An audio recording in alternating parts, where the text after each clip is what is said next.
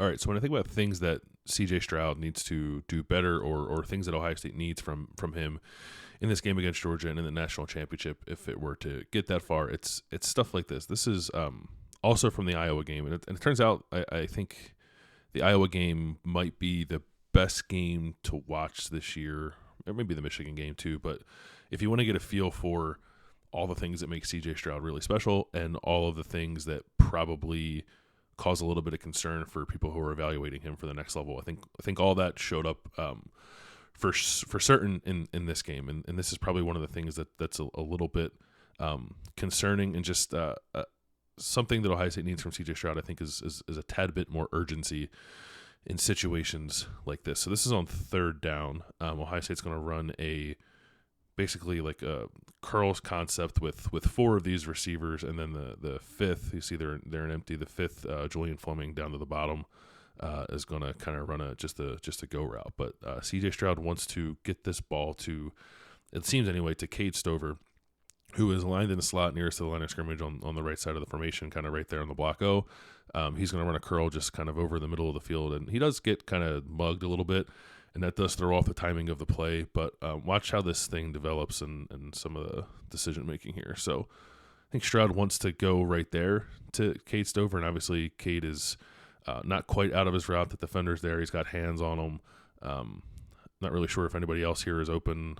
I suppose he could try to throw that ball down the field to Fleming. Fleming's gotten on top of the defender. That safety in the middle of the field, I think, is not really a threat so long as that ball is out near the sideline and down the field. So he can probably go there, but there's a little bit of hesitation. And then if you look at the rush, it's a four-man rush.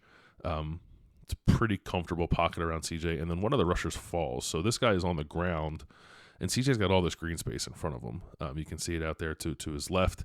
I just think in situations like this, if that first read that he's trying to get to just doesn't quite feel right, he's got to do a better job of feeling this and attacking that green space and getting that first down. This is 3rd and 5, I believe it was. You can see the official there right on the 50-yard line. You can see the sticks. It's not far to go. Now, if CJ does take off here, does he automatically get the first down? I don't know. Iowa's got good defenders. They can probably rally to the ball.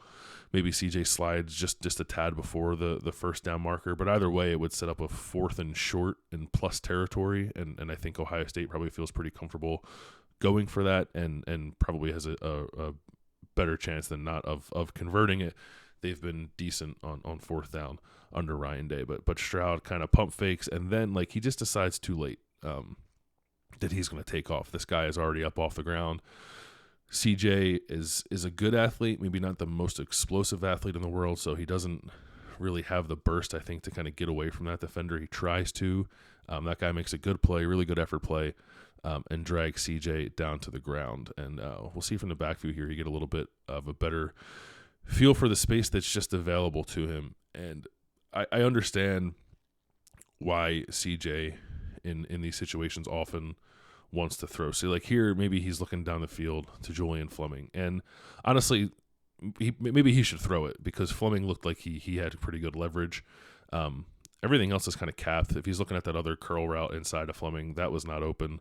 Stover's not open. The only option on the side of the field where he's looking that's open is Fleming down the field, and Stroud doesn't throw. It's an aggressive throw on 3rd and 5 to be sure, but I think that's okay with this kind of quarterback and these kind of receivers. If that guy's open down the field, take your shot.